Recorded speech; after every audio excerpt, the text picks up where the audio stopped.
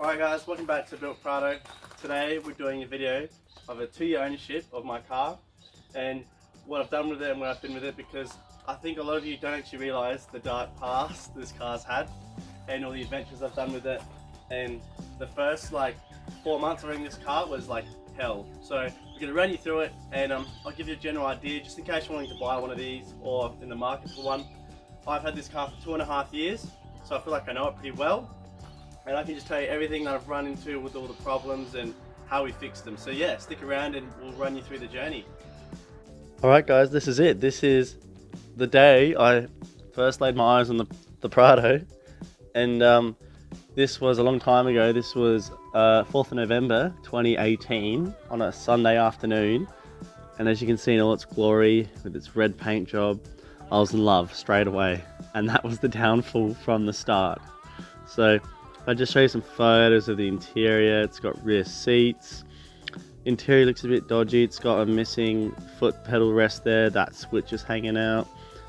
Carpet looks a bit dodgy, but you know, it is what it is. So I didn't think much of it then, and I knew nothing about cars.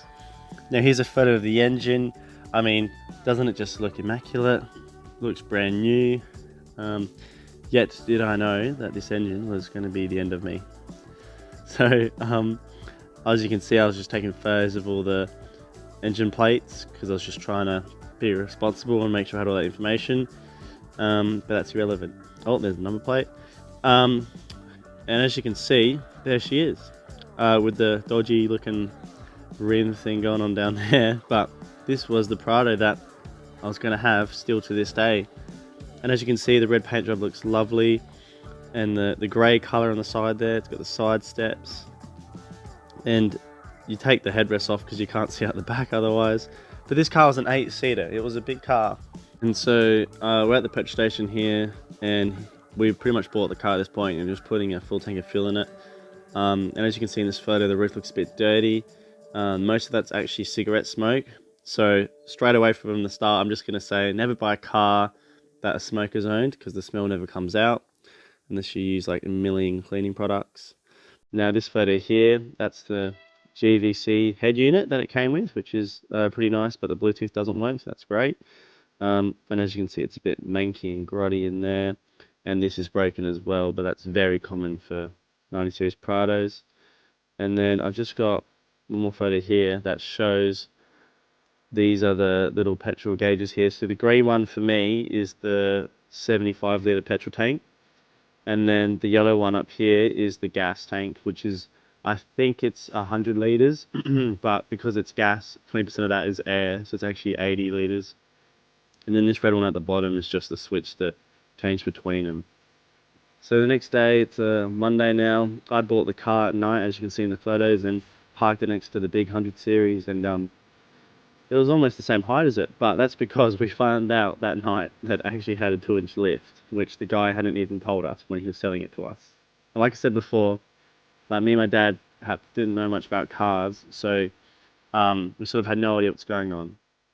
And we hadn't given it an RAA check, which is like the worst thing you could do.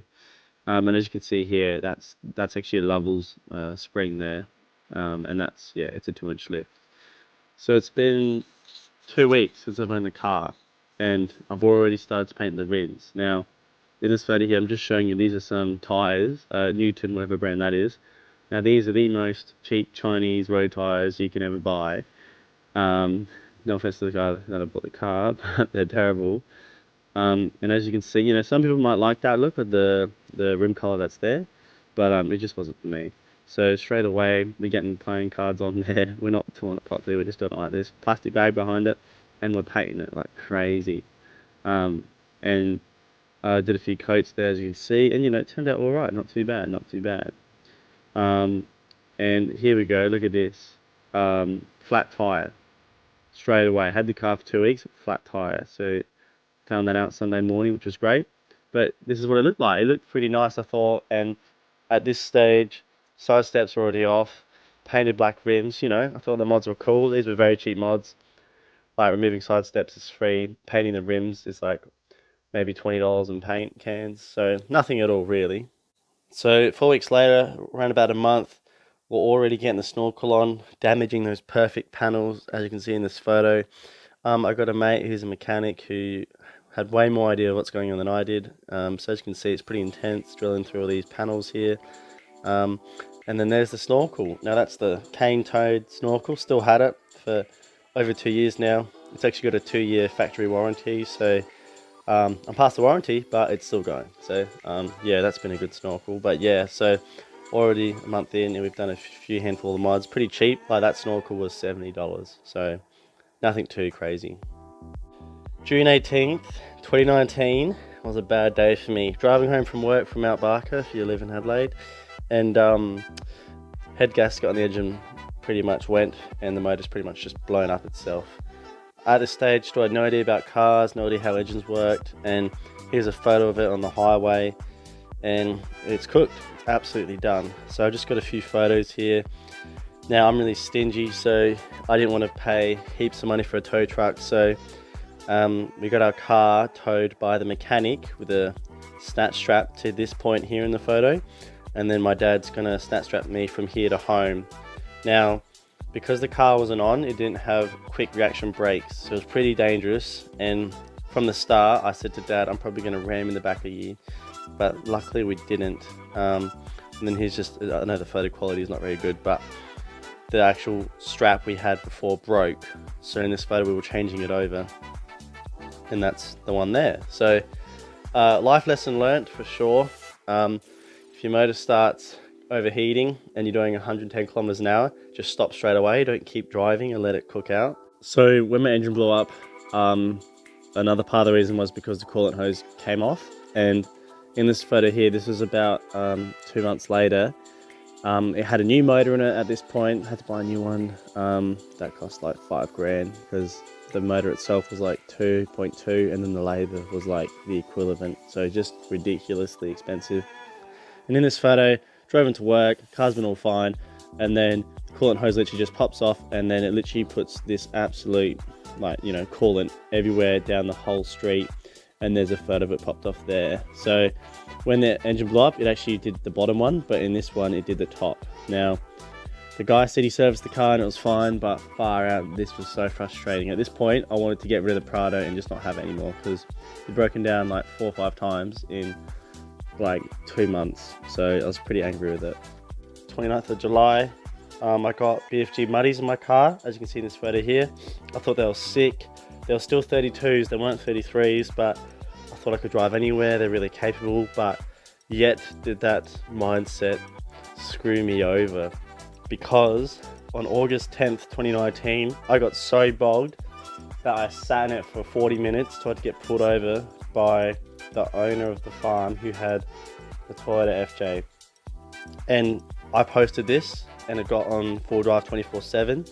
Now I'm just building it up, so I got some cool photos. You know, we're going to drive through that, no worries. Yet did we know you need a 4-inch and 35s. Could have driven around it. Could have definitely driven around it, no worries.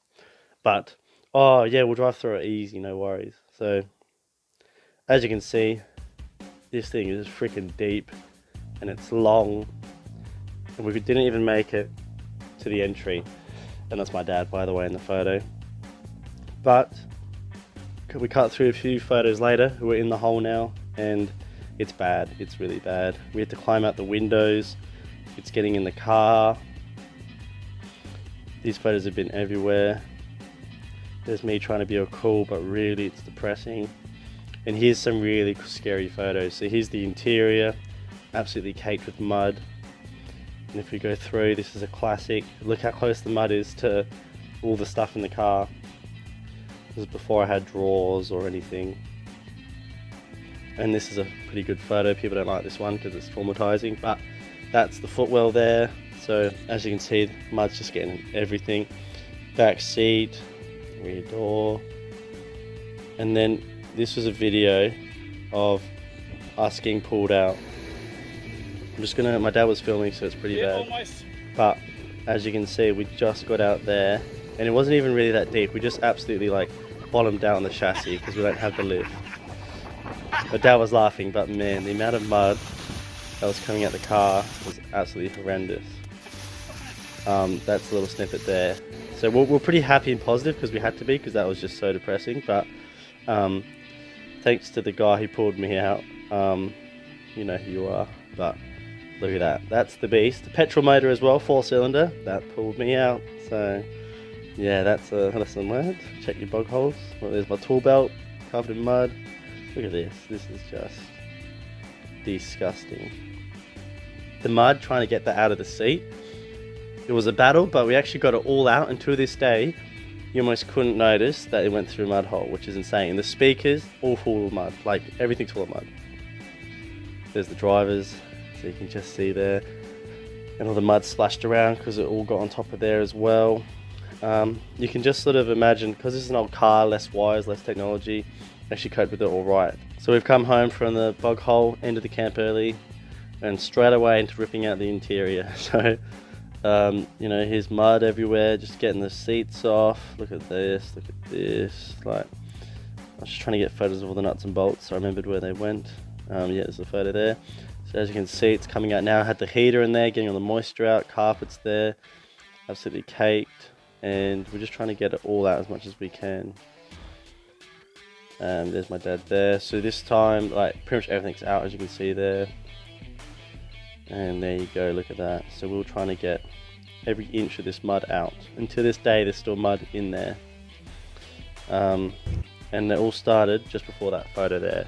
Alright guys, so since then of that last clip I showed you there, not many like actual big problems have happened, but I was just trying to show you that in the first few months of owning my car, it kept breaking down, coolant hoses coming off, very unreliable, didn't work, a lot of the stuff I haven't told you yet, it actually didn't start probably every second day, it just wouldn't start. So, and it wasn't to do with the battery. So just a lot of weird things were happening in this old girl, and it had an aftermarket alarm system in right here, and we took that out because the alarm kept going off when you just open the door, and it was just breaking. So my first like 5 months of this car, if you said I want to buy a Prado, should I get one? I would say don't buy one after my first 5 months. But now, fast forward 2.5 years later to this moment, I would say buy one, 100%. Obviously they've gone up in value since COVID.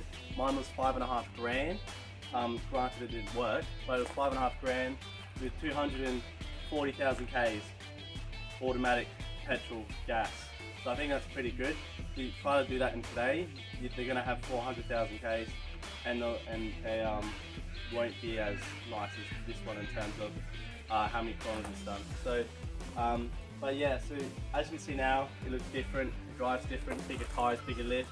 Motor is a different motor, not the one I bought it with, and that's actually got less Ks than the body. So I think a lot of people forget that, but the body's done like almost 316, but the engine's done like 270. So that engine should hopefully give me another 200,000 Ks, no worries, if I take care of it.